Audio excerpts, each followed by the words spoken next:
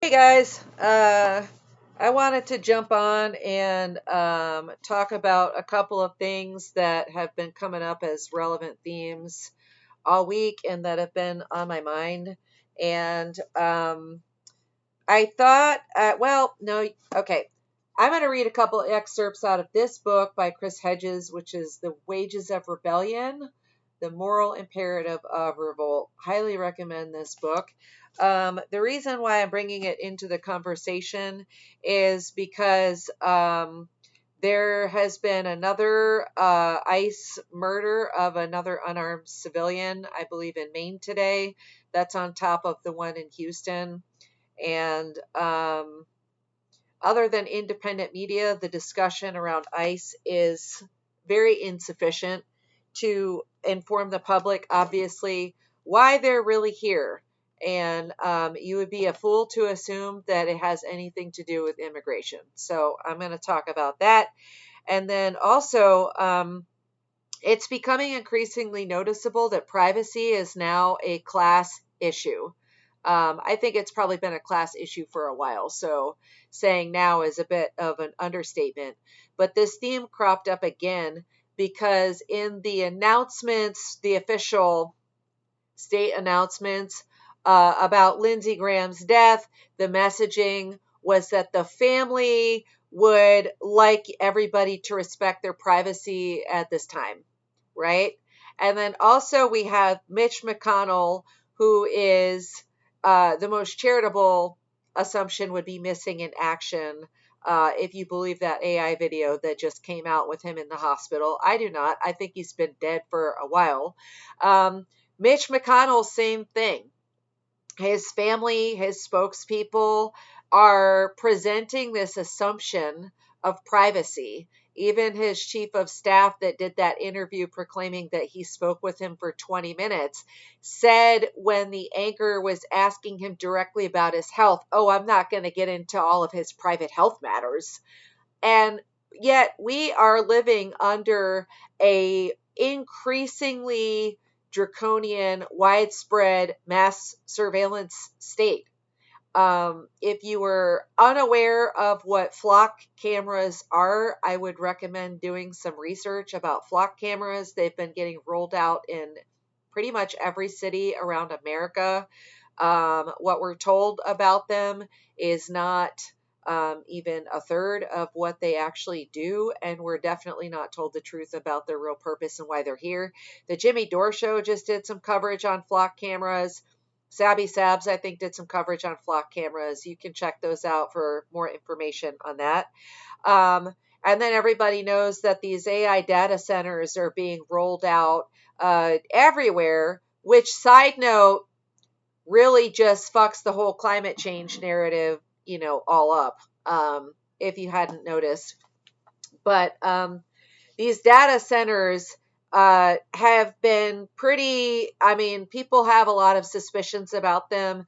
The most surface level concerns are what they do to the environment and quality of life of everybody in the area, obviously, what they do to the water supply, light pollution, noise levels, disruption of animal migration, all that kind of stuff, which is already awful. But then the deeper concerns are the fact that they are 100% part of the total 360-degree surveillance and control grid that is being rolled out in order to control the inevitable uprising of Americans that the Epstein class knows is going to happen because they continue to crush everybody under the boot of their greed and late stage capitalism and imperialism.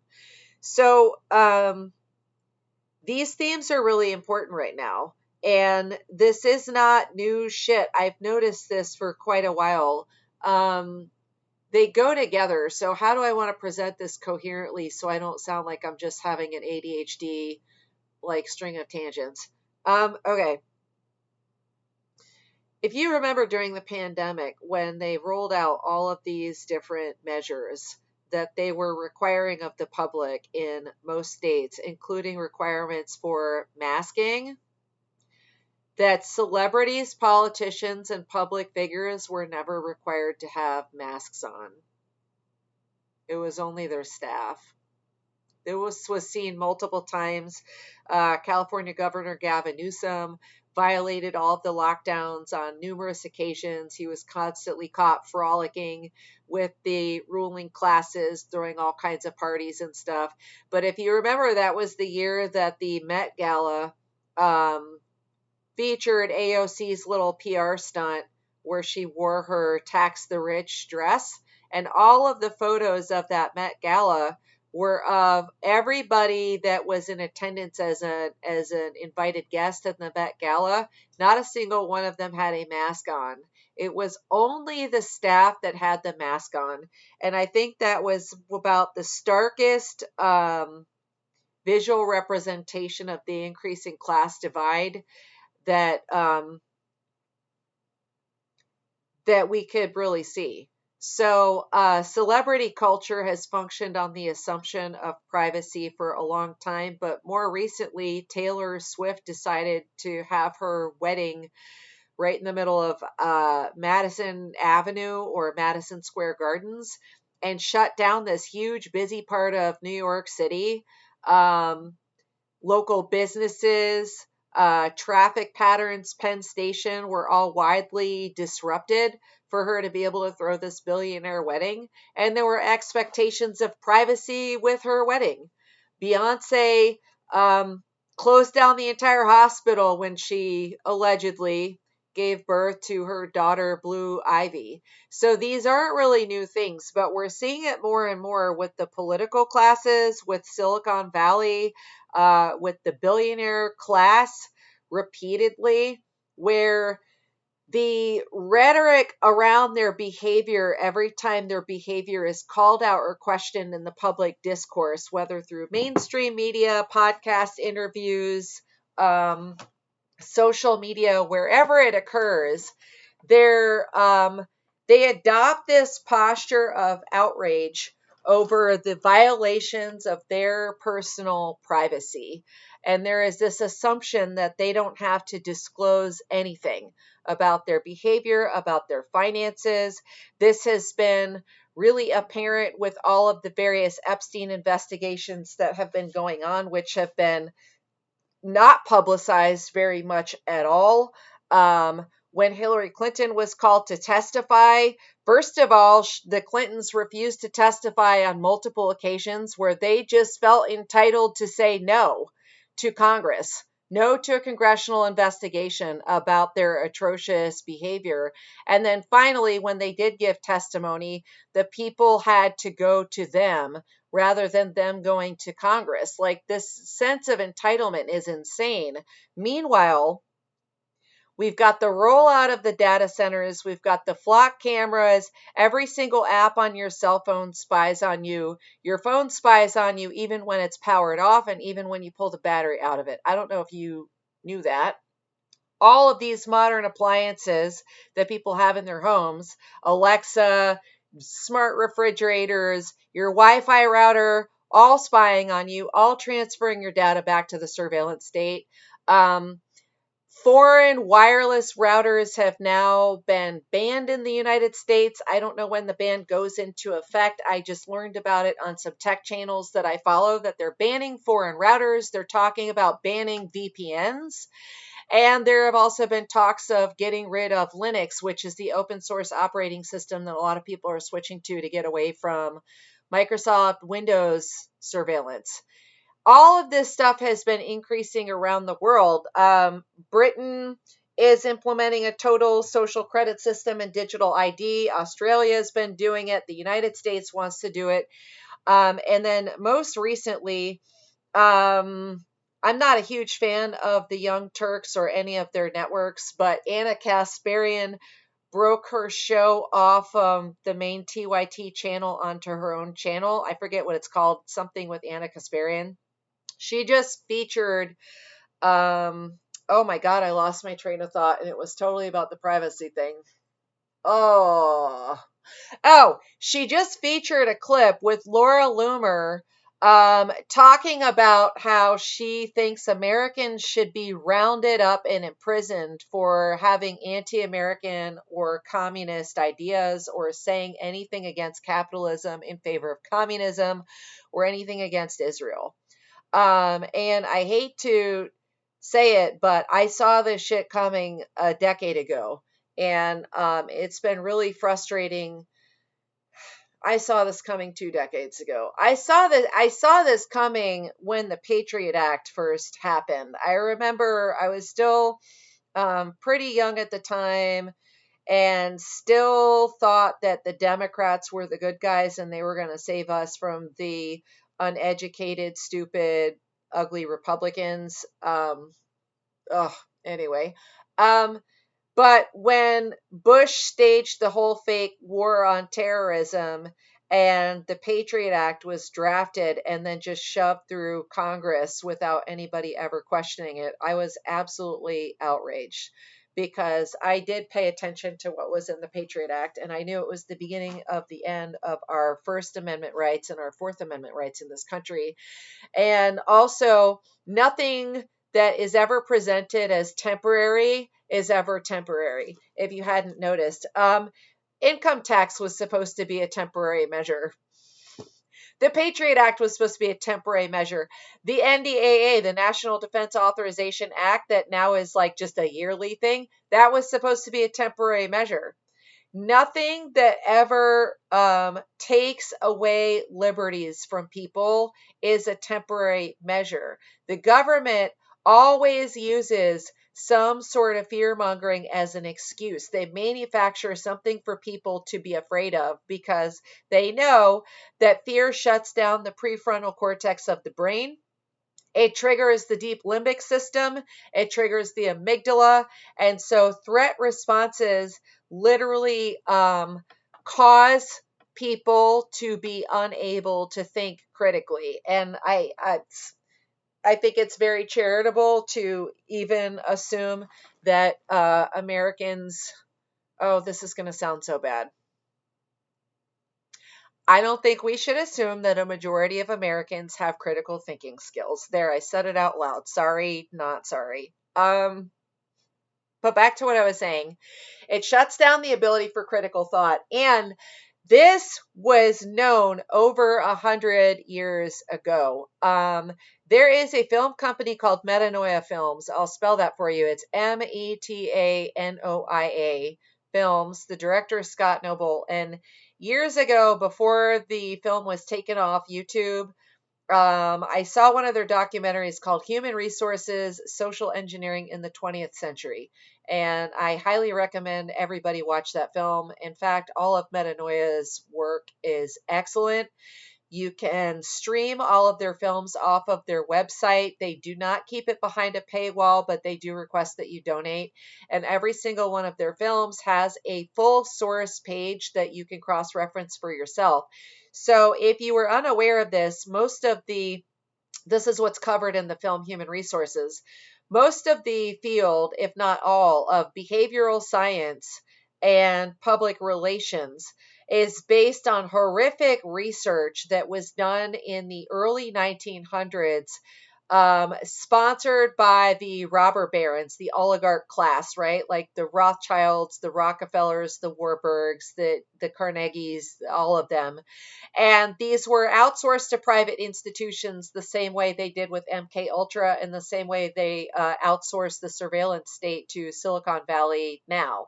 So it was done through universities and hospitals, but research that was done on mostly unwilling patients, it was predatory. They selected victims of research that were unable to defend themselves. They got people to agree to studies through deception. They did studies on orphans, on people that had been put into asylums, people that were the wrong race, the wrong social class. And they also did several studies on infants at the time. So whenever people cite the studies that were done on dogs, for example, like Pavlov's loves dogs, those were also profoundly unethical. It dates back to the advent of the entire fields of behavioral psychology and public relations, the reason those fields developed at all was because the robber barons, the ruling class, was searching for ways to implement mass control of the society at large. That was it. They wanted to manipulate the public discourse and control our minds, our thinking, the parameters of our discourse, the parameters of our thought, the education system, the media, entertainment, all of it. And this all sprung up as a reaction to the Russian Revolution.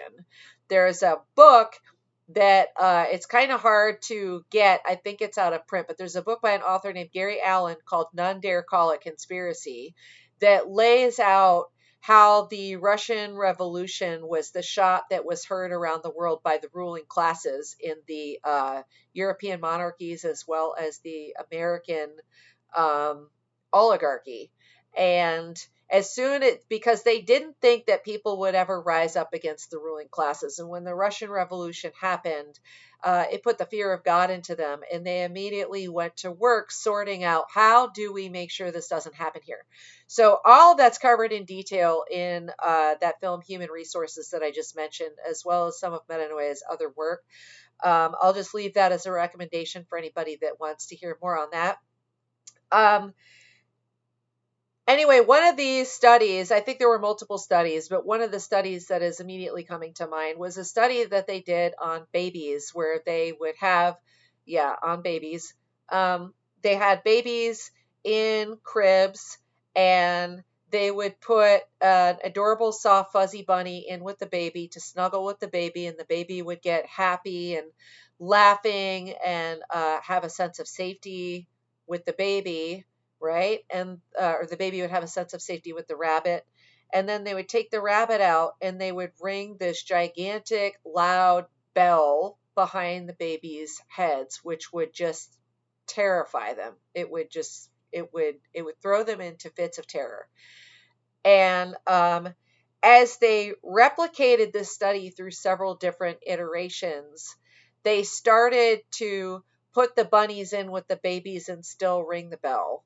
And they found that the terror caused by the bell outweighed the love that they felt from the rabbits.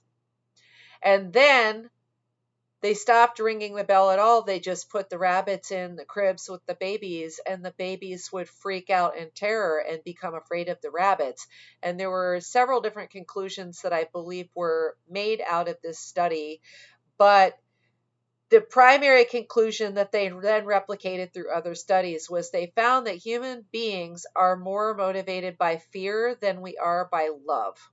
So I'm going to say that again. Human beings are more motivated by fear than by love. So when you think that this study was something that was done in the early 1900s, I don't even remember what year, but I think it was even before the Great Depression.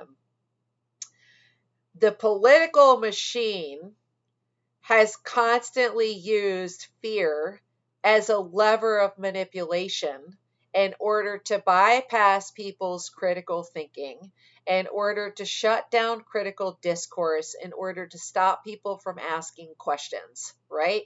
They did this with the COVID-19 pandemic. You really need to pay attention to anything you are not allowed to question.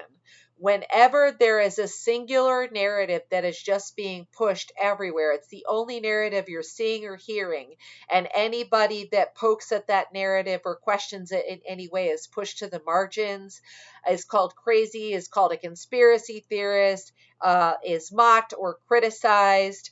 We're often called like anti-American. Like if you remember during COVID, people that were questioning the narratives about COVID were getting accused of murder. Like you're trying to murder everybody's children and grandparents because you're questioning the validity of 6 feet, social distancing, and masks and mRNA tech when all of this stuff is not proven at all against a respiratory pathogen, right? But this has happened a number of times. So getting to the most recent increasing of the surveillance state before the now Trump administration, The whole January 6th thing was a manufactured false flag so that the Biden administration could codify domestic terrorism into law. They took this invented term called a domestic terrorist. And the reason why they did this is because the war on terror just isn't selling anybody anymore, right? The government invented a war on terror after the 9/11 false flag. They ran with that. They drained away trillions of dollars in Afghanistan and Iraq. They killed several million civilians. They committed a bunch of war crimes. And that stuff just went on for so long that it became the American public's new normal and they just lost interest in it. And so, like, news media couldn't do these like orange alerts anymore. These stories of, oh my God, there's a bomber at the airport that tried to get a bomb onto a plane in his shoes. And that's why 30 years later, everybody has to take their fucking shoes off to go through the TSA. Like these things just stopped working on people. And the only reason that the empire is able to maintain power, the only reason that the empire can maintain the de facto consent of the governed is through fear. So they constantly have to give people an enemy. They constantly have to manufacture a new other to be afraid of, right? In fact, there was a film, you might still be able to find it. It's long, and I found it years ago. It was called JFK to 9/11 Everything is a Rich Man's Trick. And it's a long ass documentary. It's about 3.5 hours long. It goes into everything from the JFK assassination to the Rockefeller Empire, the Bill and Melinda Gates Foundation. There's a bunch of stuff in there. But it starts all the way back with World War I, when the business class, the American business class, first discovered that war is really, really good for business. And the conclusions, in addition to war is really good for business, is the way that you keep the public compliantly producing labor and taxes and consenting to being ruled over is always give them an enemy. So the empire government has been manufacturing enemies ever since. One of their favorite enemies for over 100 years now is Russia and communism, the big communist boogeyman, right? Which is a canard that the Trump administration is recycling now because they know that they've lost everybody over the Epstein files, over Israel, over the Iran war. They've lost the midterms. They've already lost the 2028 election, and they can't answer for any of that. And so, what is the Trump administration doing now? It is obsessively talking about this completely non-existent communist threat in America and how we have to, fight the commies and we have to get rid of communism, root and branch, and that Democratic Party and its commie agenda is all coming to get us and they're all going to take your stuff, right? It's the same shit. Like, oh my God, I really, really want people to understand history better. Like when you rely on the news of the moment, you're unable to make accurate conclusions between true and false. It really shuts down people's discernment when um, people have such a short-term memory about events, and when they'll listen to the latest news story and then maybe listen to a bunch of people talk about it and hear a bunch of opinions. But when you can't fit it into the larger context of how the American empire works, right? How power works. What is the overall agenda of the empire, of the rich and powerful? That is the through line of this entire country ever since its inception. And then, in addition to that, what is the agenda of its economic system and its monetary system? If you don't understand those things, you're really unable to make any kind of a clear, accurate determination of, the current gameplay that is happening in the moment. But when you do understand those through lines pretty clearly, everything else is just a matter of pattern recognition. You don't even really have to listen to the current event because it's like You know, all you need is 2 or 3 high level details, and it's like, yep, there it is again. Same pattern as always. So January 6th was manufactured.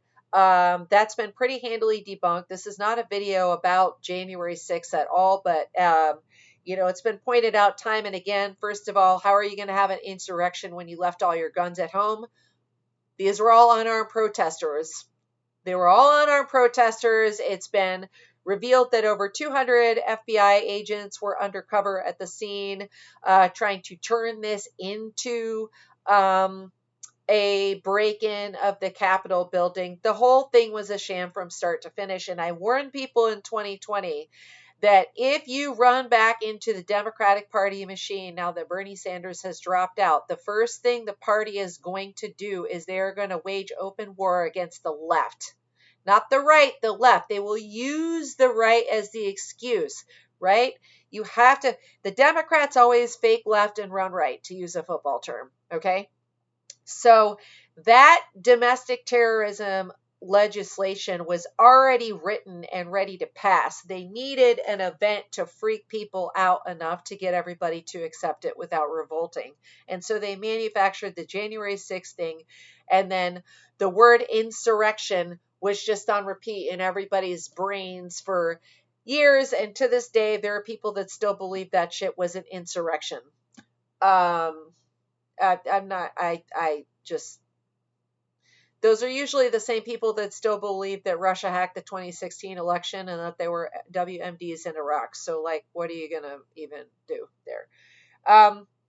So everything that goes against the empire machine is now been officially classified as domestic terrorism. That includes environmental protests. It includes protesting against the horrifically cruel and psychopathic animal agriculture industry, protests against the oil industry. It's anything and everything, right? So now there is this mass surveillance architecture that's just being dropped down on top of everybody, but noticeably, just like with the two-tier justice system, right? The justice system in America doesn't exist for the rich. The justice system only exists for the rest of us. Traffic court doesn't exist for the rich. It only exists for the rest of us. You know, fines and late fees for non-payment of utilities, car insurance, shit like that exists for the rest of us. It doesn't exist for the rich. These are all things to keep the working class under the boot of the capitalist machine in order to prevent our ability to rise up against it. And so now bringing this whole thing to ICE. So just like the Democrats manufacture fear with their voter base by fear mongering over Republicans, right? We saw this in the 2016 and 2020 and 2024 presidential elections. Don't forget, the Democratic Party bears 100% responsibility for the Trump presidency to begin with. The Democrats wanted Trump to be the Republican Party nominee. It was the Democratic Party and the Clinton campaign that propped him up. They paid off all of the media to prop him up. They ran this fear campaign that he was somehow this unique monster because Hillary Clinton was the most hated politician in America at the time. And they thought that that would be enough to scare people into accepting Hillary Clinton. It did for a lot of them.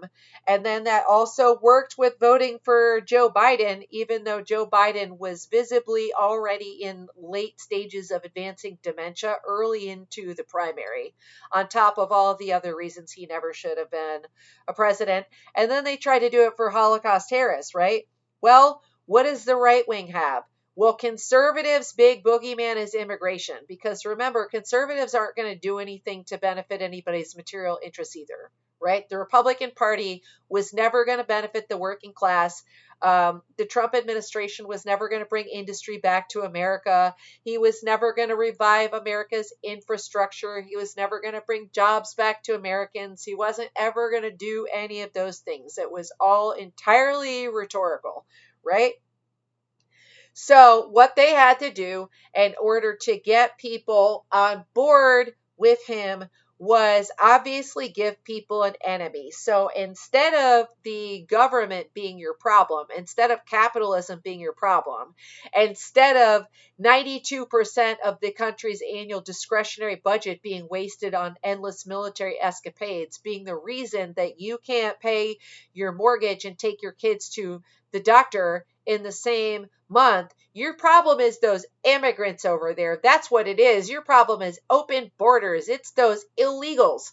And pay attention to whenever, the state and its media invents some sort of a term and then they just repeat it constantly, kind of like they kept on calling January 6th an insurrection, right? That was like the official term. People get programmed by repetition. And so when you're exposed to this level of repetition, it filters into the subconscious mind and it gets around the prefrontal cortex's discernment if you're not paying attention to what you're doing.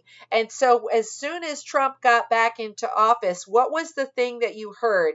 Every time the press secretary started speaking about the Doge audits and the ICE thing, right? And then all the media started parroting this too.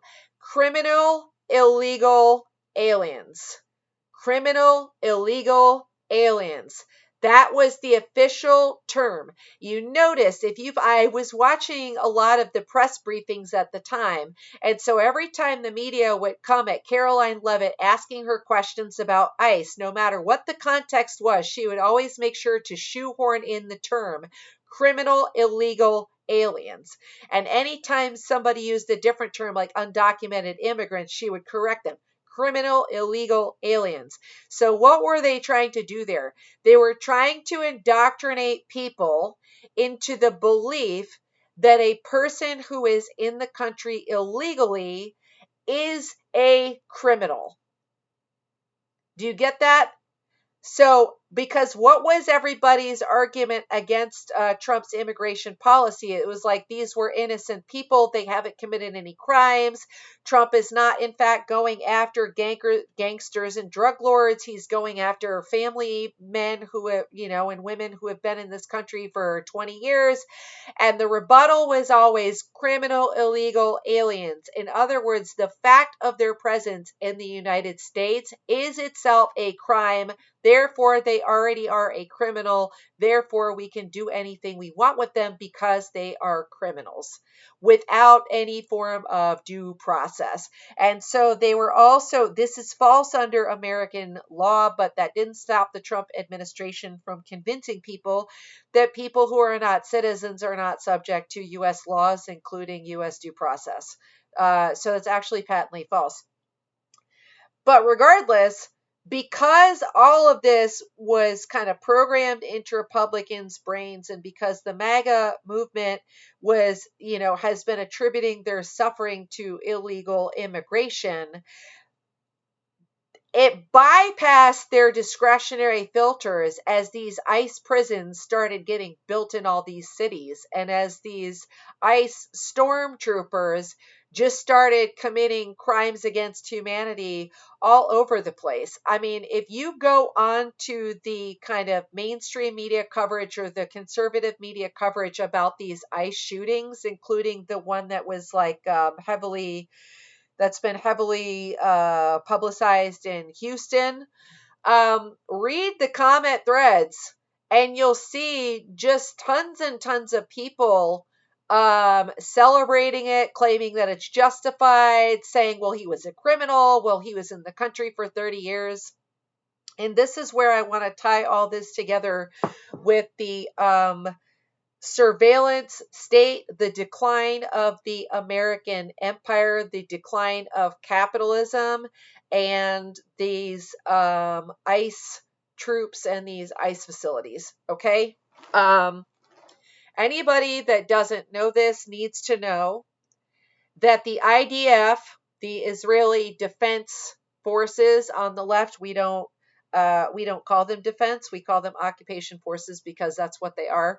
But the acronym is the IDF, is heavily intertwined with the American police forces. in most cities and states. In fact, the New York Police Department has an entire headquarters in Tel Aviv. In Atlanta, the hotly contested Cop City project, which I did a video on a couple of years ago, is all under IDF control. And it is estimated that at least 15% of these ICE agents are actually IDF or dual American citizens that have been in the IDF in the past. And they are entirely being IDF trained. And if you have any doubts about that, then look no further than just the Gestapo tactics that they have been using. Okay. And the conditions in these prisons are horrific. There's been a lot of consent manufacturing around that. And it's really unfortunate that much of conservatives are still falling for this shit. Even conservatives who are now questioning Israel, they seem to still be believing that this has anything to do with immigration. Jimmy Dore has been saying this for a while. The Gestapo and their prisons in our country are not here for immigrants. They are here for you. They're here for you. They're here for anybody that gets out of line. All of this is the boiling frogs principle, right? So the state can't put authoritarianism in place all at once because everybody would notice it. And then people would be more inclined to revolt. So, what we've been seeing over the last 30 years is this slow rollout of architecture in our legislation through executive orders, through all kinds of, uniform commercial code and other shit that's not even in the Constitution, that codifies any form of dissent against the machine as a criminal offense. And the reason why people haven't been aware of this is because it isn't consistently enforced, and it's not even been enforced a majority of the time. The point was to have the laws in place for the moment that a sizable number of Americans or even a majority of Americans actively starts to dissent or revolt. Okay. This stuff has been used and abused already with the Cop City protesters, with the pro-Palestine protesters, with Occupy Wall Street. It's been used time and time again, but it escapes the notice of most Americans living their lives, getting their information from social media or mainstream media, unfortunately. And so what's really scary is that people are going to realize that they've been imprisoned in a 360-degree surveillance and censorship control panopticon until it's too late. That's what my fear is. I mean, for reference, let me kind of circle back to the data center thing. China has a population, I believe, of 1.2 billion people, and they have had AI functioning for longer than we have here in the United States, and yet they only have 400 data centers. Not only that, they have now found things that are superior to data centers and that surpass data centers in order to host all of their AI architectures. So they're not even using these data centers anymore, which proves that the data centers are not needed to run the AI. So why are they here?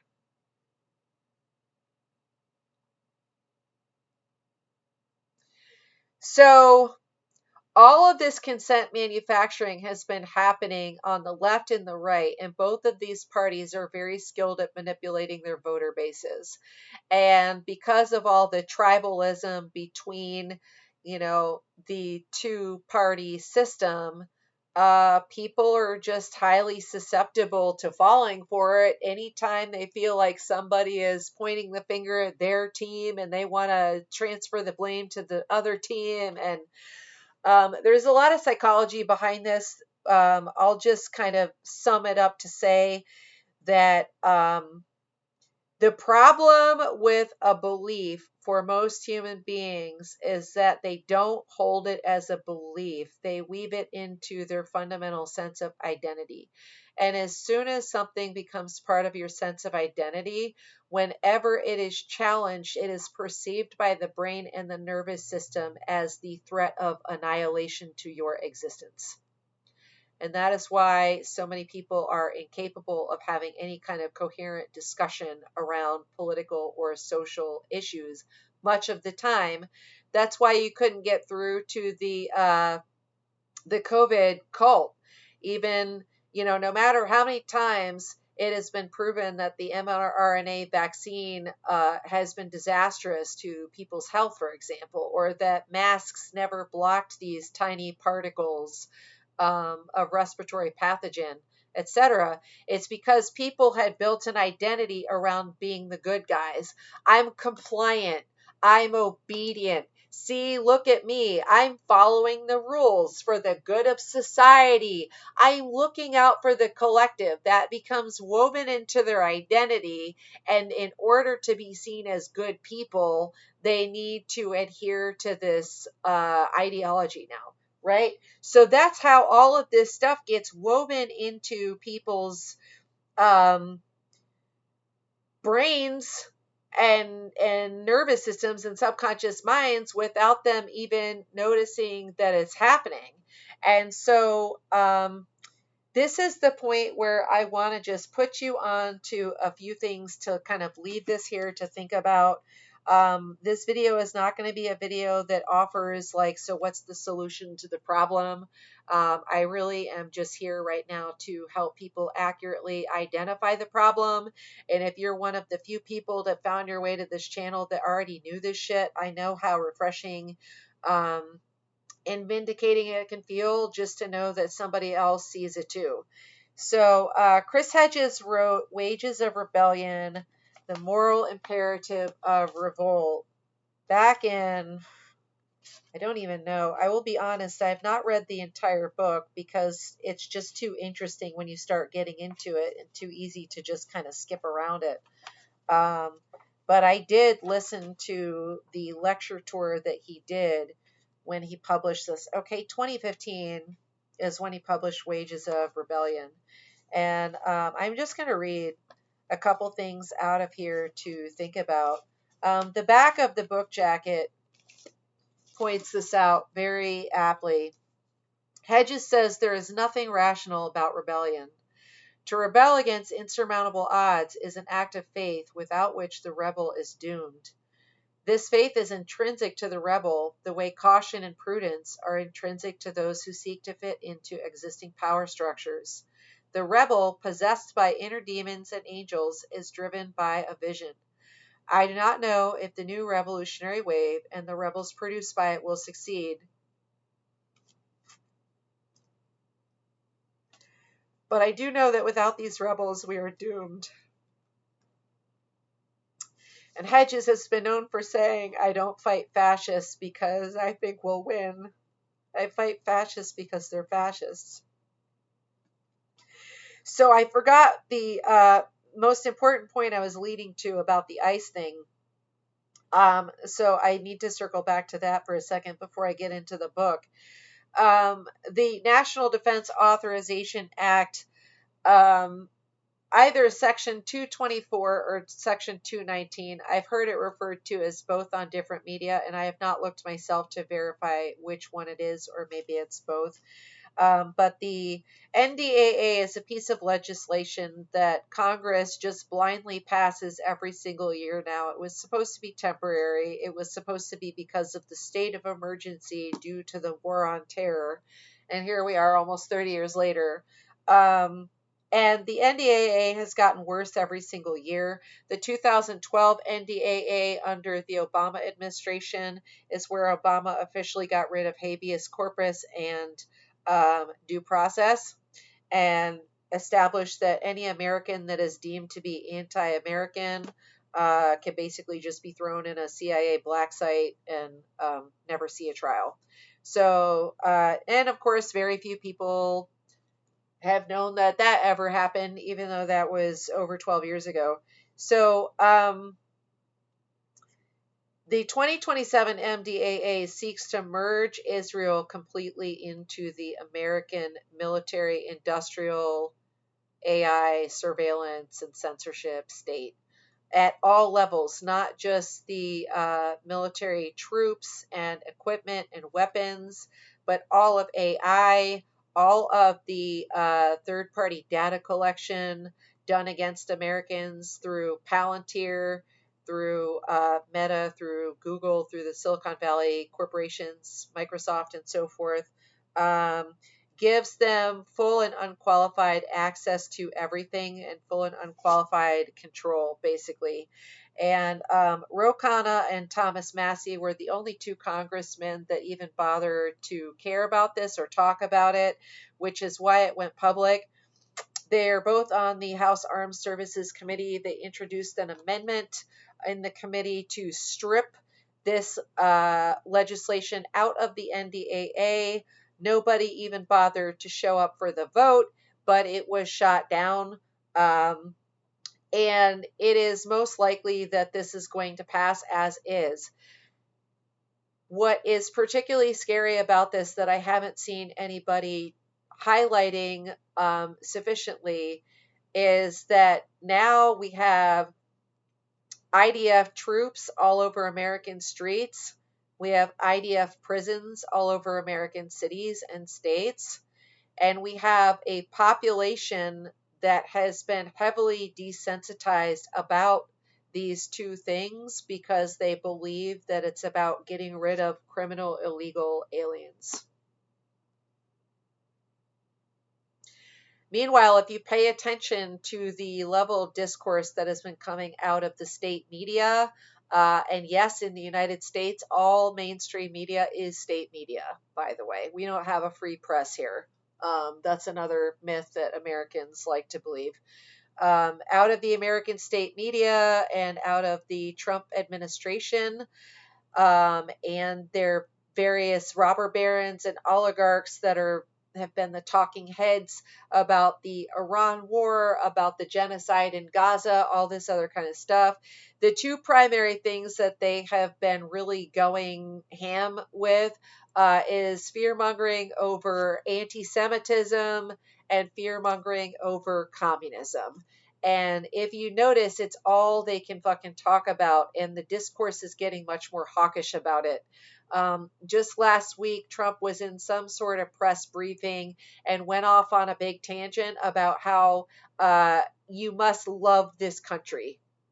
He was speaking to all Americans.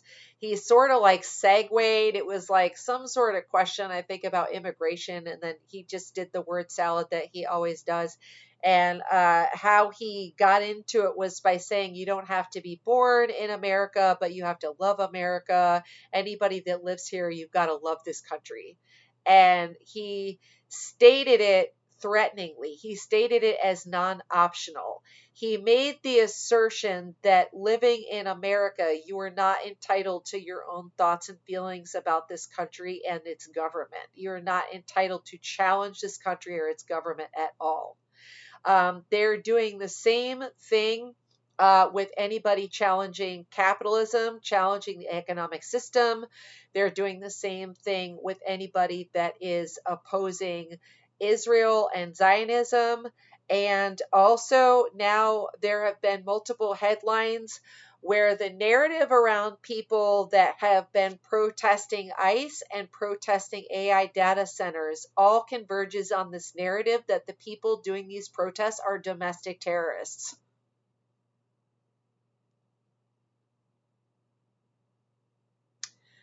Israel is seeking total control of the American government and colonizing the country from the inside because of the opposition to Israel, because the growing opposition to Israel is such that taking money from Israel is a toxic issue for politicians in both parties going into the midterms in the 2028 campaign.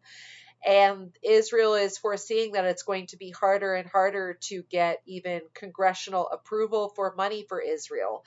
And that's why Netanyahu was talking to the thankfully now dead Lindsey Graham and several other Zionist media anchors about, he's peddling this grift that Israel is just thriving so much that they're now ready to become independent of American funding and support, and they want to wean themselves off of American funding and support over the next 10 years.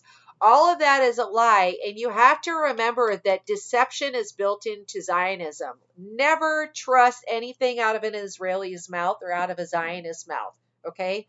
Their sense of entitlement as God's chosen people, with their agenda to literally dominate and control the entire world and all of the seats of power in the world, is based on the sense of entitlement that if you are not one of them, the end justifies the means. They don't have to tell the truth. They don't have to follow any laws. They don't have to respect the sanctity of life. They don't have to do anything at all. So, literally, the state policy of Israel and its operatives is one of deception. So this is a whole grift in order to help drop people's defenses, people who are still generally friendly to Israel, but maybe have been, slowly complaining about spending so much on them when Americans need so much at home, right? It is a head fake, guys. It's a head fake because once the Israeli military is merged into the American government at the level of the unelected powers of Washington, the surveillance complex, and the Pentagon, they're not going to need to get funding through Congress anymore. They're not even going to need to have politicians that take money from AIPAC, because the tail wags the dog. The military runs the legislative body, not the other way around. And so this is where the moral imperative of revolt is a necessary conversation, and yet I honestly fear that it's getting to be too late, if it's not too late already. Many, many people disagree with me, and many, many people have much more optimism about this. And I recommend listening to their takes on that because it's like way more inspiring than anything I could say. I am extremely cynical that Americans have the political will to rise up and revolt against any of this in any kind of a coherent or sustainable way. I've been waiting for that to happen for 2 decades, and it seems like no matter how bad it gets, nothing happens. And it also seems like as long as the baby boomer generation is still alive and still the biggest voting bloc, I don't even think that people are going to walk away from the two-party system en masse. I personally would not expect some sort of anti-Zionist wave in the 2028 presidential election or even the 2026 midterms. I hope so. I very much hope that I'm wrong. I would be thrilled to be proven wrong. But getting back to what Chris Hedges says, I just want to leave you with some thoughts from this book. It is a very worthwhile read. He starts out saying, in the face of modern conditions, revolution is inevitable. The rampant inequality that exists between the political and corporate elites and the struggling masses, the destruction wreaked upon our environment by faceless, careless corporations, the steady stripping away of our civil liberties, and the creation of a monstrous surveillance system, all of these have combined to spark a profound revolutionary moment. Corporate capitalists, dismissive of the popular will, do not see the fires they are igniting. In Wages of Rebellion, Chris Hedges, a renowned chronicler of the malaise and sickness of a society in terminal moral decline, investigates what social and psychological factors cause revolution and resistance. Focusing on the stories of radicals and dissenters from around the world and throughout history, and drawing on an ambitious overview of prominent philosophers, historians, and novelists. Okay, sorry, I got distracted when I was reading and went further than I intended to. There are some excerpts in the book jacket where he's quoting several other revolutionaries, and I think these are worth hearing as well. The tolerance, which is the life element, the token of a free society, which will never be the gift of the powers that be. He's saying that the people who are in power, who are, the governmental bodies and the rich and powerful, are never, ever, ever going to create a free society because it goes directly against their interests. Will never be the gift of the powers that be. It can, under the prevailing conditions of tyranny by the majority, only be won in the sustained effort of radical minorities willing to break this tyranny and to work for the emergence of a free and sovereign majority. Minorities intolerant, militarily intolerant, or militantly, minorities intolerant, militantly intolerant, and disobedient to the rules of behavior which tolerate destruction and suppression. That's from Herbert Marcuse in a work called Repressive Tolerance. The pious say that faith can do great things, and as the gospel tells us, even move mountains. The reason is that faith breeds obstinacy. To have faith means simply to believe firmly, to deem almost a certainty things that are not reasonable, or if they are reasonable, to believe them more firmly than reason warrants. A man or woman of faith is stubborn in his or her beliefs. He or she goes his or her way, undaunted and resolute, disdaining hardship and danger, ready to suffer any extremity. Now, since the affairs of the world are subject to chance and to 1,001 different accidents. Oh, wow, this is really getting me. There are many ways in which the passage of time may bring unexpected help to those who persevere in their obstinacy. And since this obstinacy is the product of faith, it is then said that faith can do great things. That's from someone named Francesco Guicciardini from a work called Ricordi. I'm going to sit with that for a minute.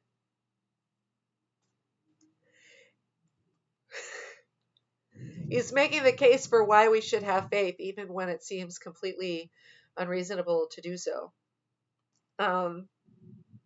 Viktor Frankl said in Man's Search for Meaning that faith is a bird that rises and sings when the dawn is still dark.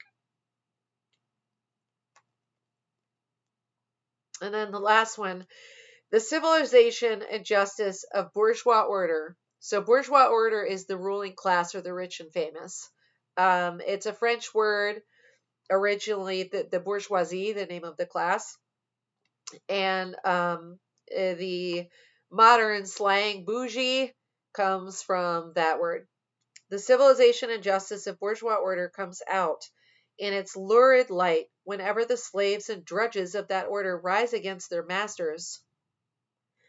Then this civilization and justice stand forth as undisguised savagery and lawless revenge. The infernal deeds of the soldiery reflect the innate spirit of that civilization of which they are the mercenary vindicators.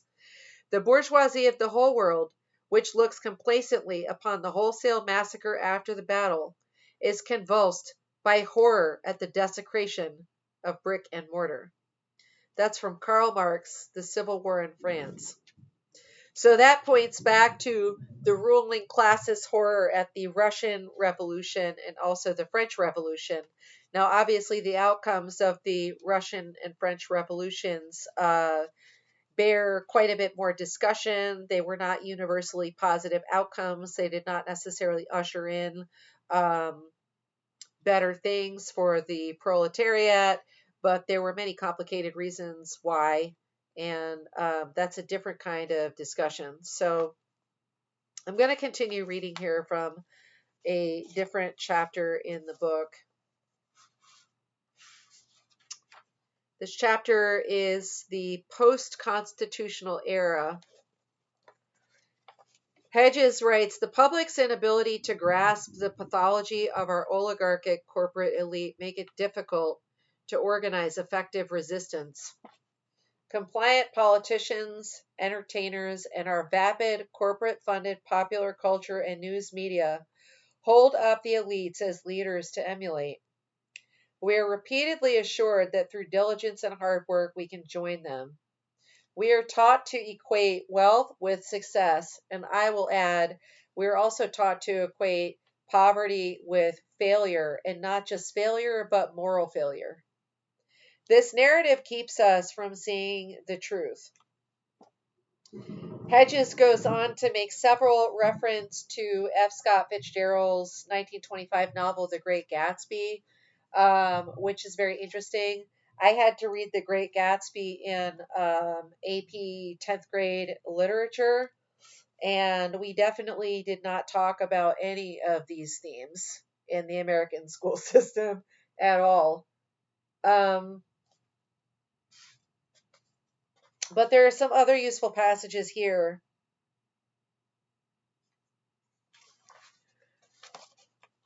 He says Aristotle, who saw extreme inequality as the fundamental cause of revolution, argues in politics that the rise of an oligarchic state leads to one of two scenarios. The impoverished underclass can revolt and overthrow the oligarchs to rectify the imbalance of wealth and power, or it can submit to the tyranny of oligarchic rule. The public face of the oligarchic class is carefully crafted by publicists and a compliant media. It bears little resemblance to the private face. We saw examples of the private face when it leaked out that Joe Biden met with all of the Wall Street barons during the 2020 primary and told them that nothing will fundamentally change. And Hillary Clinton also did the same thing. I don't remember the exact thing that she said to them, but she did the exact same thing. That is the private face. And worse, now we know that the private face of these people is the Epstein class, right? It's Bohemian Grove. It is the cult of Baal. It is occult ritual abuse. It is the most horrific and unthinkable crimes against humans and animals that a person could even imagine in their worst nightmares. That's the private face of these people. This is hard for those who have not been admitted to the intimate circles of the elite to grasp. This is Chris Hedges' voice here. And by the way, he has done videos on his show, The Chris Hedges Report, which you can find in various YouTube archives, talking about his experience growing up among the elite and his experience as a scholarship kid and going to Harvard as a guy from a working class family. I, like Fitzgerald, was thrown into the embrace of the upper crust as a boy. I was sent to an exclusive New England boarding school at the age of 10 as a scholarship student. I had classmates whose fathers they rarely saw otherwise, arrived at the school in their limousines, accompanied by personal photographers and at times their mistresses. So the press could be fed images of rich and famous men playing the role of dutiful dads. You remember that show Gossip Girl that launched Blake Lively's career? That's exactly what I'm thinking of right now.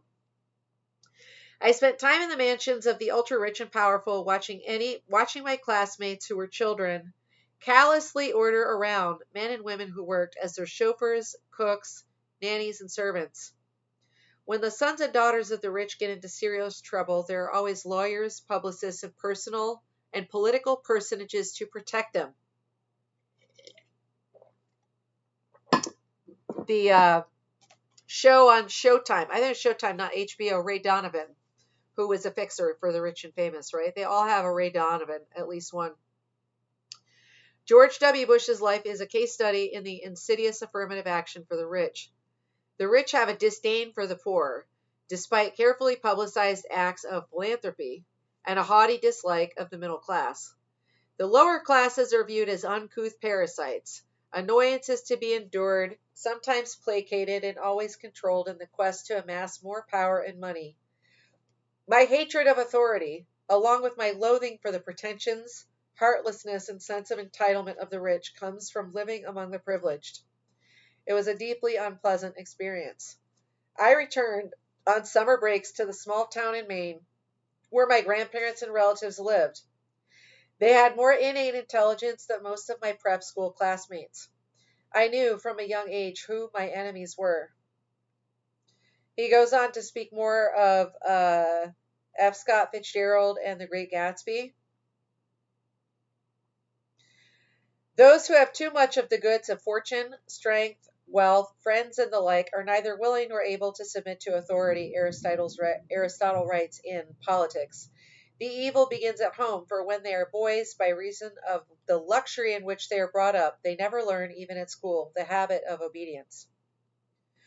Oligarchs, as Aristotle, Machiavelli, Alexis de Tocqueville, Adam Smith. Adam Smith, by the way, is attributed as the kind of hero of the original market capitalism, where the free markets control supply and demand, and capitalism is based on a bunch of small businesses honestly competing with each other. And then, the market is supposed to be the engine of justice because people will buy whoever provides the best goods and services, and that's why capitalism is so great, right? Adam Smith's book, The Wealth of Nations, I learned is mandatory reading for most people that come from any level of wealth. Back when I was doing a bunch of real estate investing seminars and reading all of Robert Kiyosaki's books, The Wealth of Nations was recommended probably 100 times as like required reading. So Adam Smith and Karl Marx knew. This is interesting. I didn't know all of these people were oligarchs. Oligarchs, as Aristotle, Machiavelli, Tocqueville, Adam Smith, and Karl Marx knew, are schooled in the mechanisms of manipulation, subtle and overt repression, and exploitation to protect their wealth and power. Foremost among their mechanisms of control is the control of ideas. Ruling elites ensure that the established intellectual class is subservient to an ideology, in this case neoliberalism and globalization, that conveniently justifies their greed. The ruling ideas are nothing more than the ideal expression of the dominant material relationships, Marx wrote. The dominant material relationships grasped as ideas. That can sound a little academic. What he means by the dominant material relationships is the economies and systems around which society is organized that benefit the ruling class to the exclusion of everybody else, that they want to remain dominant, right? The blanket dissemination of the ideology of neoliberalism through the media and the purging, especially in academia, of critical voices have permitted our oligarchs to orchestrate the industrial world's largest income equality gap. Nobel Prize winning economist Joseph Stiglitz, in a May 2011 article titled Of the 1%, by the 1%, for the 1% in Vanity Fair, warned of the damage caused by the extreme concentration of wealth in the hands of an oligarchic elite. In our democracy, 1% of the people take nearly a quarter of the nation's incomes, he writes. Now, that has gotten far worse in the last 15 years since that article came out, as I'm sure many of you know. Okay. There are a couple more passages here that are relevant. I know this video has run really long, but this is, this is really, okay. Chris Hedges spends a lot of time in this book talking about why revolutions fail, by the way. So this is not just a puff piece on why everybody should stage a revolt. Revolutions have mounted and failed many, many times throughout history, and there are fortunately specific reasons why. I want to refer you to a website called Popular Resistance. It's popularresistance.org, I believe. If you can't find it under .org, then go with .com. they provide, they track statistics on revolutionary movements and labor movements all around the world. They have excellent sources in their sources section, which show the success stories, which is really important to note because it's very easy here as Americans, where we're so isolated, to think that these kinds of movements never work, and that's not true. And they have a free 8-module course under their tab called School on their website, which is very, very useful and interesting. It is a course on how effective social organizing and social revolutions happen. Um, and they have clearly identified, based on the historical data, how movements get co-opted, how movements become ineffective, but also how they work out well. There's a lot that you can learn there. And something that actually gave me quite a bit of hope back when I went through that course was that it has been statistically found that it only requires 3.5% of a population to be able to affect sweeping change to a system of government. And there are some specific metrics there, though. It's not just a random 3.5%. Like, let's say we got 3.5% of Americans to show up to the No Kings protest, right? Like, that wouldn't get it done. It takes 3.5% of the population actively mobilized, so not passively, actively mobilized around a cause that has 70% or more majority support across the board, like among everybody, right? So what's hopeful there is that in the United States, I think it's probably safe to assume that there is 70% majority support around getting the influence of Israel out of the American government, probably 70% majority support around controlling the billionaire class, at least in some kind of way. And this one is proven. All of the polls during Bernie Sanders' 2016 and 2020 campaign found that there was combined majoritarian support on behalf of Medicare for all across the entire political spectrum. There was a little more support among Democrats and independents than there was among Republicans, but it was still something like either 49 or 51% of Republicans supporting Medicare for all. So Chris Hedges says here, why would we, okay, no, let me back up a little bit. Okay. Oligarchs do not believe in self-sacrifice for the common good.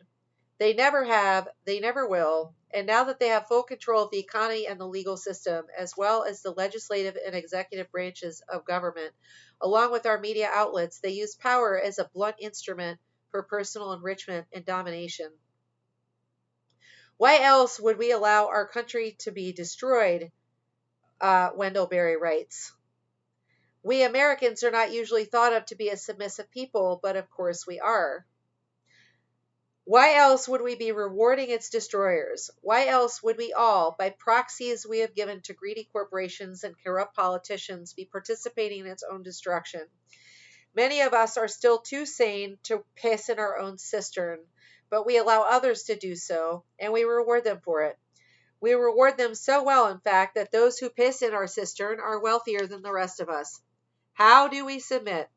By not being radical enough, or by not being thorough enough, which is the same thing. This is the biggest problem I have with the Democratic Party and its progressive or Democratic Socialist wing.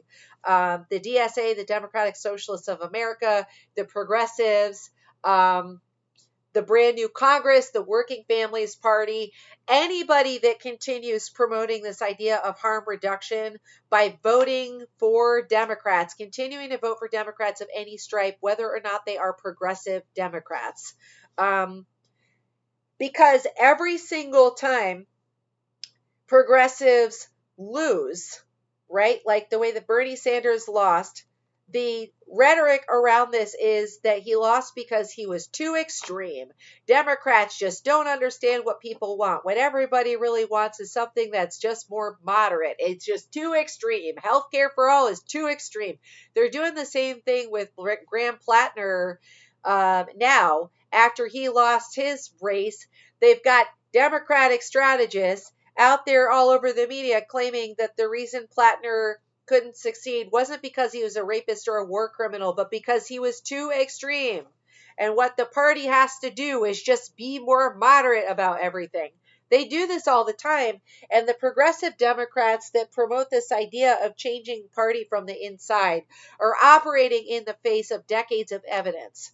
The party cannot be reformed. The Democratic Party cannot be pulled left. There's another Chris Hedges book to that effect, which will dispel that mythology for anybody that still believes it. And it's called Death of the Liberal Class. He wrote that one in 2009. Cannot recommend that book enough.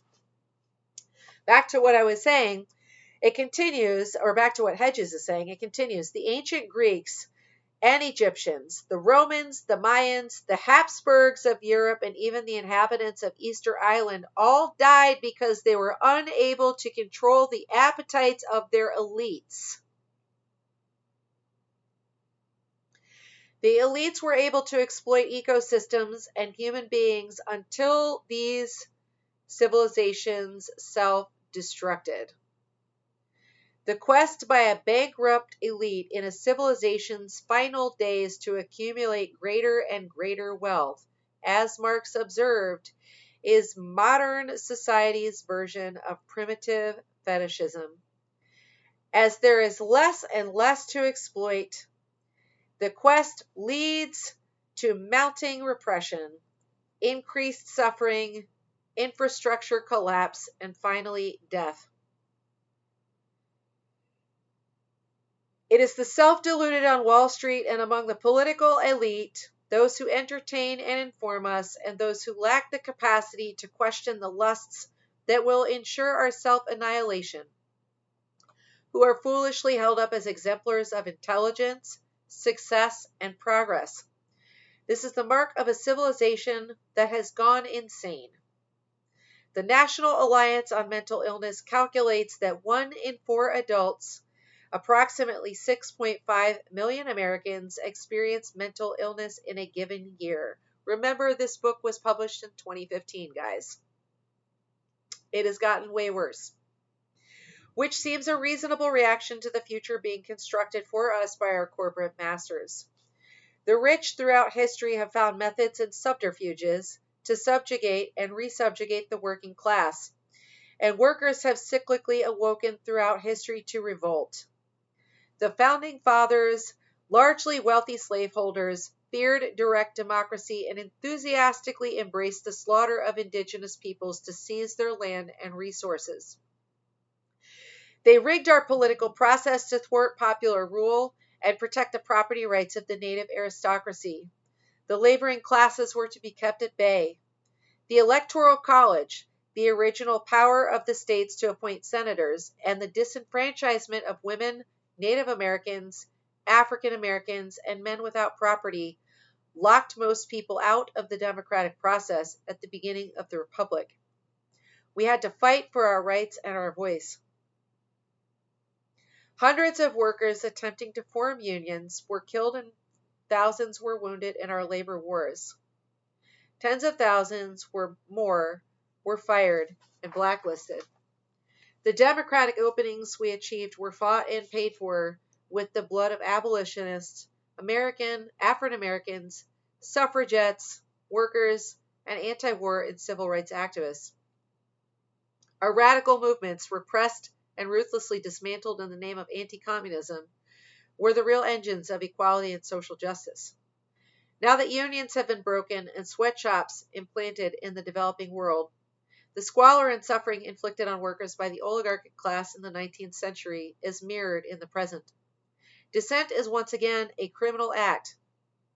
The Mellons, Rockefellers, and Carnegies at the turn of the last century sought to create a nation of masters and serfs.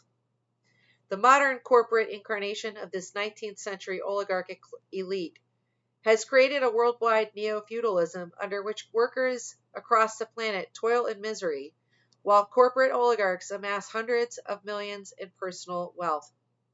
Rebellion against this oligarchic global elite, however, percolates across the planet. Now, this is some interesting. It's over 10 years old now, but I'm going to read this part anyway. The China Labor Bulletin estimates that there were at least 373 strikes in China from January to June 24th of 2014, and 1,171 strikes or worker protests from mid-2011 to 2013. Workers carried out strikes at factories that made products for multinationals such as IBM, Pepsi, Walmart, Nike, and Adidas. In a single strike in April 2014, more than 40,000 workers walked off the job at a factory in Dongguan that produced shoes for Nike and Adidas. The workers went on strike after they discovered that their work contracts were fraudulent and the company had been underpaying the social insurance to which they were legally entitled for at least 2 decades. The monthly minimum wage for these production workers was 1,310 yuan, or $210 a month. Nike running shoes cost 1,469 yuan, or $235. Class struggle defines most of human history. Marx got this right. The seesaw of history has thrust the oligarchs upward. We sit humiliated and broken on the ground. It is an old battle.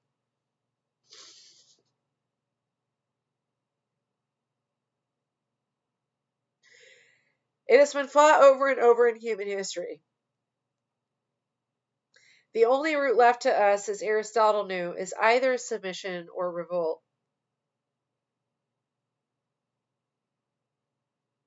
And there's a final quote here that I'm going to read from chapter 3, The Invisible Revolution. The death of the contemporary forms of social order ought to gladden rather than trouble the soul. But what is frightening is that the departing world leaves behind it not an heir, but a pregnant widow. Between the death of one and the birth of the other, much water will flow by. A long night of chaos and desolation will pass. That is from Alexander Herzen on the failure of the 1848 revolutions.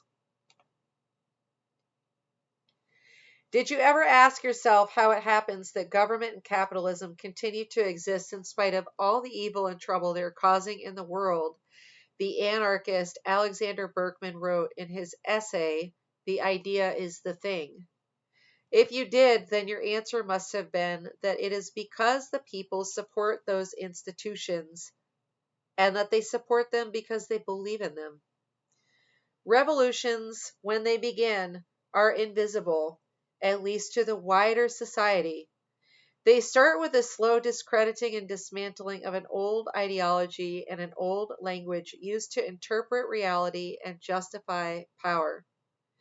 Human societies are captive to and controlled by language. When the old ideas are shattered, when it is clear that the official words and ideas no longer match the reality, our institutions that buttress the ruling class deflate and collapse. Our battle is a battle over what the experimental psychologist and linguist Steven Pinker refers to as mutual knowledge.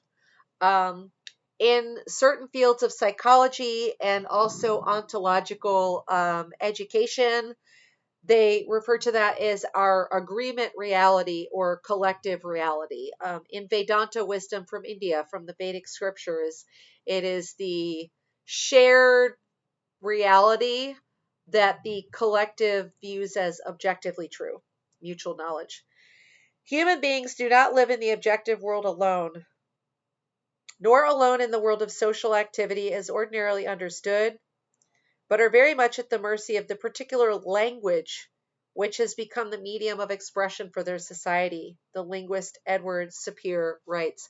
This is why Americans tend to assume that capitalism is just the way that the world works and that it's the only economic system that ever has worked and nothing else has ever worked and you have to be capitalist and it's, maybe it's not the best system, but it's the best we have and it lifted everybody out of poverty and just more, all that shit, right? And it's why Americans take imperialism for granted as well. It is quite an illusion to imagine that one adjusts to reality essentially without the use of language, and that language is merely an incidental means of solving specific problems of communication or reflection. Again, language is weaponized against us all the time. Chase Hughes is a guy you should check out on his channel. He was a PSYOPs I don't know. He did some sort of high level psyops, I think, for the FBI. He wrote the whole manual about how to psychologically manipulate people. And his channel now, I would assume, is an attempt at a living amends to help people understand how we are manipulated based on how evolutionary biology and psychology work. And he points out all the time the way that language is used to manipulate us. And a while back, I pointed that out with the terminology of criminal illegal aliens, right? Another one that was used with the recent Trump administration was with the Doge audits.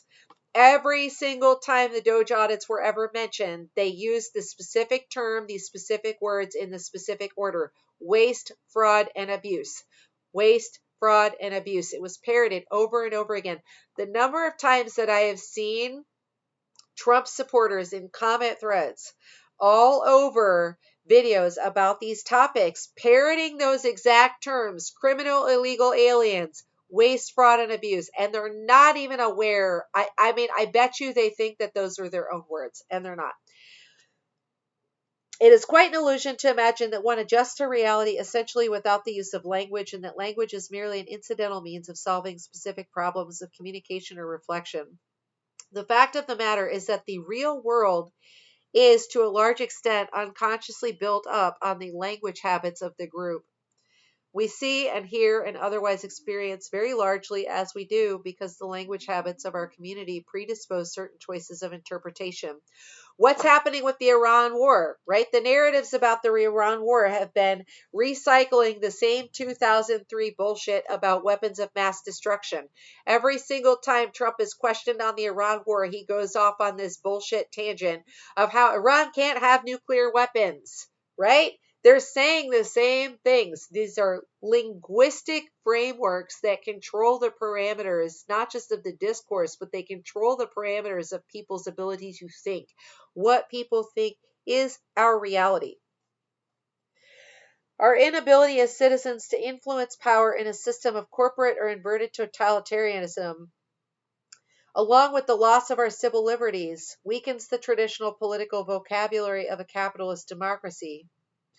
The descent of nearly half the country into poverty or near poverty diminishes the effectiveness of the rhetoric about limitless growth and ceaseless material progress. Yeah, people are not believing in the American dream anymore. It undermines the myth of American prosperity. The truths are dimly apparent, but we have yet to sever ourselves from the old way of speaking and formulate a new language to explain us to ourselves. Until this happens, the corporate state can harness the old language like a weapon and employ the institutions of power and organs of state security to perpetuate itself.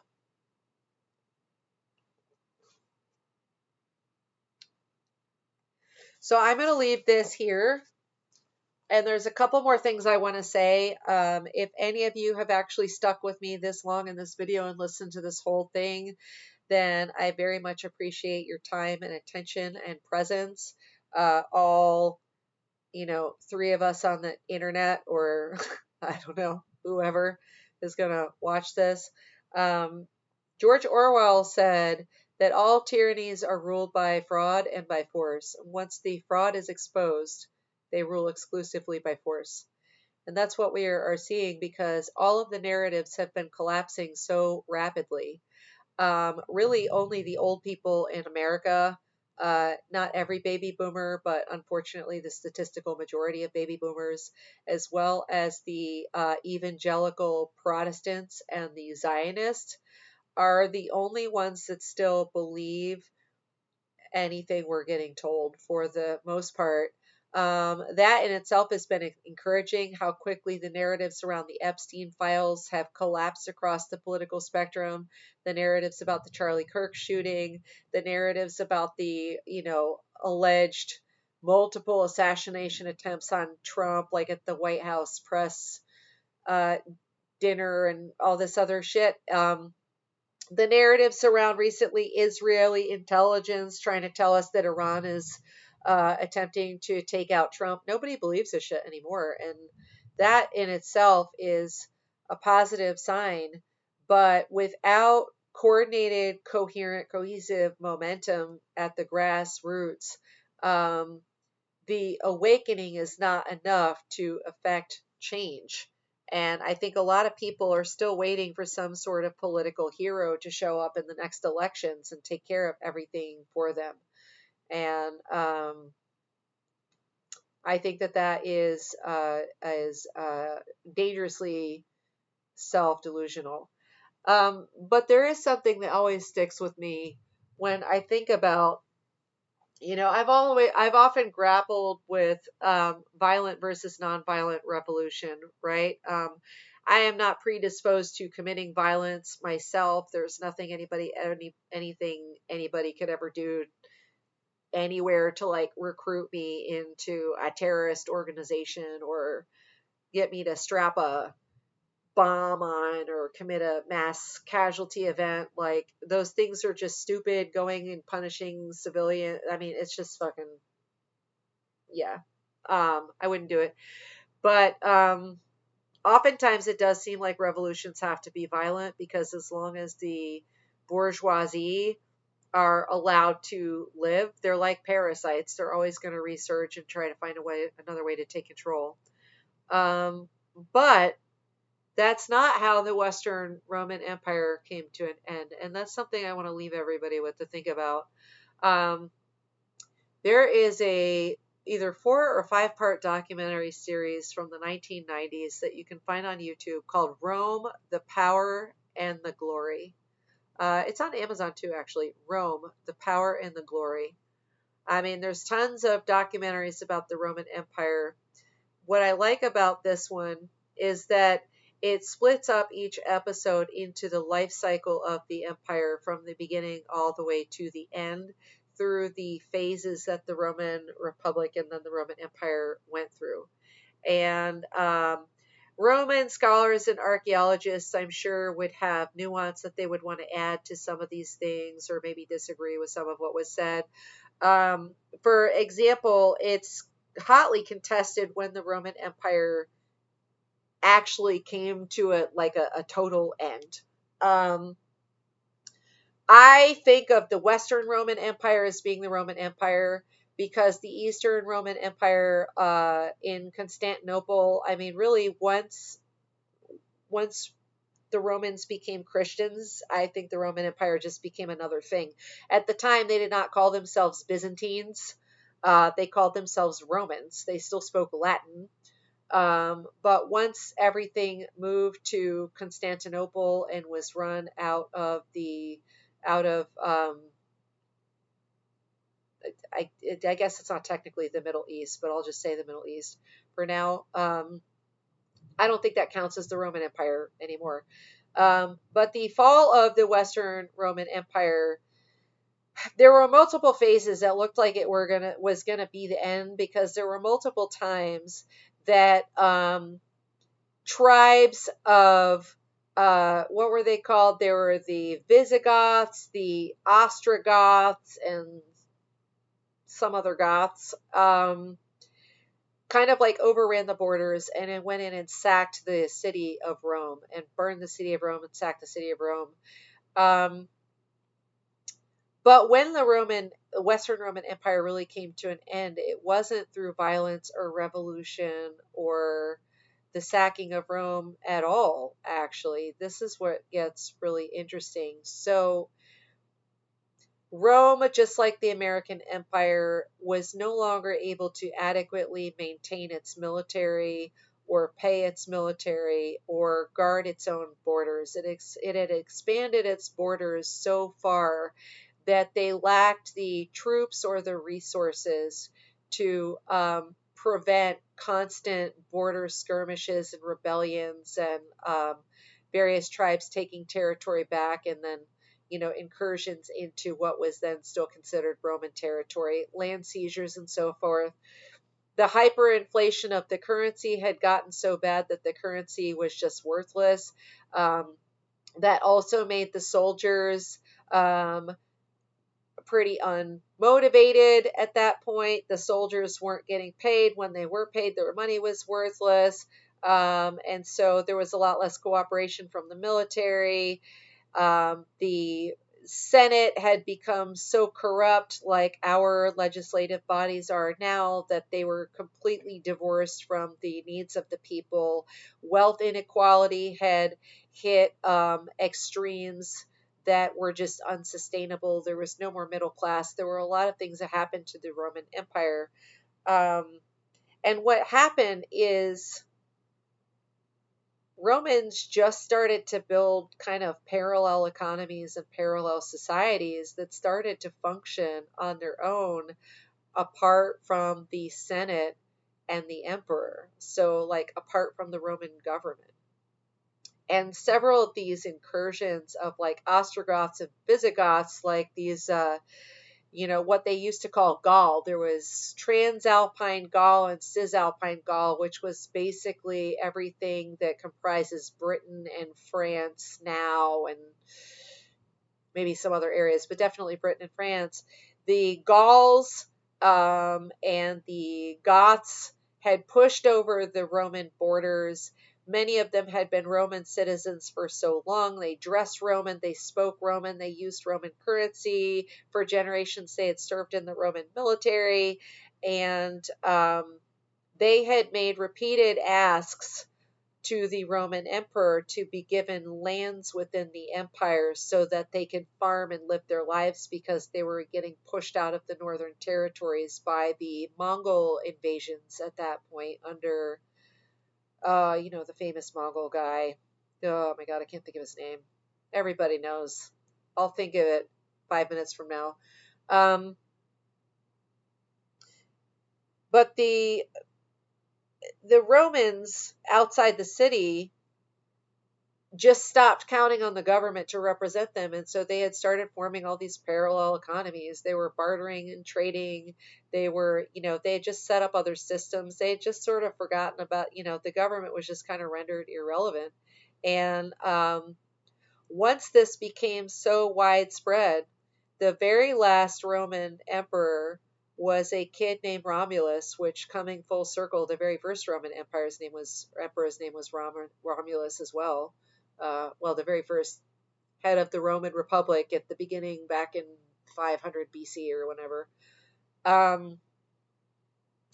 There was a Visigoth general named Odoacer who had brought his troops in closer to the city. They had seized a lot of land. It wasn't really violent revolution, actually. The Roman citizens just opened up the gates of Rome and let them all in. And Odoacer went to the imperial palace, and he didn't even kill the emperor. He just walked in calmly and told Romulus that he was no longer needed. His job was done. There was nothing for him to do anymore. And it wasn't because Odoacer had taken over Rome. He didn't take over Rome. He was just there representing his own, tribes. But what he informed Romulus of was that Rome, the empire, had moved on without the mechanisms of the empire. The Roman people had moved on without the Roman government. And just rendered it obsolete, and it was like no longer necessary.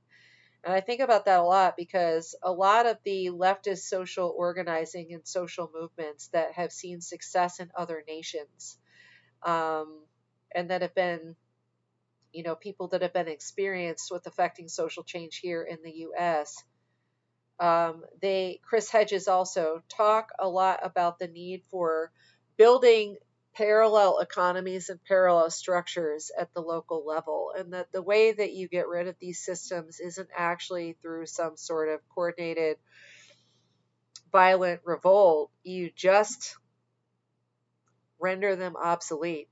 And so that's the role of things like mutual aid societies, mutual aid networks, labor unions, grassroots organizing of various types. Also, participation in local elections. It's not that electoral politics serves no purpose at all. Supporting third parties most definitely serves a purpose. At the local levels, that can get a little bit stickier. There may not always be third party candidates running on the ticket in your local election if there are certain ballot initiatives that benefit citizens in the community that are being pushed forward by a particular politician. Sometimes that's an individual decision whether or not to support that politician. But when we elect politicians into office, the point is not to just like go out to brunch and assume everything is fixed. They have to be pushed. They have to be pushed continually. They have to be continually held accountable, right? They're only used as top down change agents if you use them as top down change agents. When we start worshiping them and turning them into heroes and assuming they can do no wrong, then, it's just a circle jerk. It's a mutually assured echo chamber of self gaslighting self and others. So I am going to leave this here. I think this is a very, very long video. I would be shocked if anybody listened to this all the way through, but it was on my mind today. And if you did listen to it all the way through, then I'm very honored that you have deemed this worthy of your time and attention. I hope you check out some of the references that I made in this video. And I've been saying it more lately the last couple years. I do have a very high degree of cynicism about the political will for things to change here in the United States. I often feel disdainful and impatient that people are taking so long to wake up. And simultaneously, I also have held the belief the last couple of years that humanity really might surprise us all.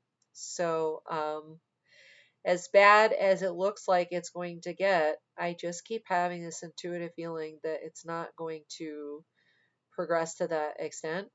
Um, I do think that there is a mass awakening afoot. There have been multiple ancient traditions of cosmology, astrology in the ancient Vedic wisdom of India, the Mayan calendar, the Sumerians, pretty much every ancient tradition on planet Earth um, predicted massive changes on the planet that are connected to the precession of the equinoxes and the end of some of these very large cycles, such as this 26,000 year cycle that is ending right now, and are predicting that there is a mass awakening. And it doesn't mean that everybody is going to awaken. It means that what we're witnessing is a split in the timelines along people's individual frequency based on people's individual consciousness. And I think that consciousness shift is something that we are seeing playing out right now. As I have said lately, I don't have the desire to pour time or energy or hang all my hopes and dreams into doing social or political organizing at all. Um, I feel like if I ever had any role to play in this at all, it is just simply consuming and then synthesizing and distilling information for people, and also helping people to understand that, no, you're not crazy. If you're seeing this, if you're feeling this, if you're feeling the cognitive dissonance, you are not crazy. Um, and right now, I'm strategically pivoting to building a business that helps people orient themselves towards their own inner reality and their own inner authority, reclaim their trust in themselves, reclaim their discernment whenever they are at that threshold where their old identity and their old life just isn't fitting anymore. Where there's some sort of maybe awakening, or maybe you just are afraid you're losing your mind. And help to walk people through the 6-stage process of reclaiming your personal power, your personal discernment, your orientation, your confidence in yourself, your ability to trust yourself and your own decisions, and be able to have freedom of expression and live a meaningful life, even though we are at the end of all of these outdated systems. So I'm going to announce that. It's not going to be launched under the brand Adventures in the Free World, so I haven't figured out how to pivot that yet, like when it comes to this channel. But if anybody is interested in hearing more about that, please do leave a comment. I would be happy to tell you about that, or how you can work with me one-on-one. And if you enjoyed this video, I would very much appreciate that you gently press the like button, subscribe to the channel, perhaps even share the content. And I wish you all great things in your lives. hang in there. It is not just you. So thanks for being here. Bye for now.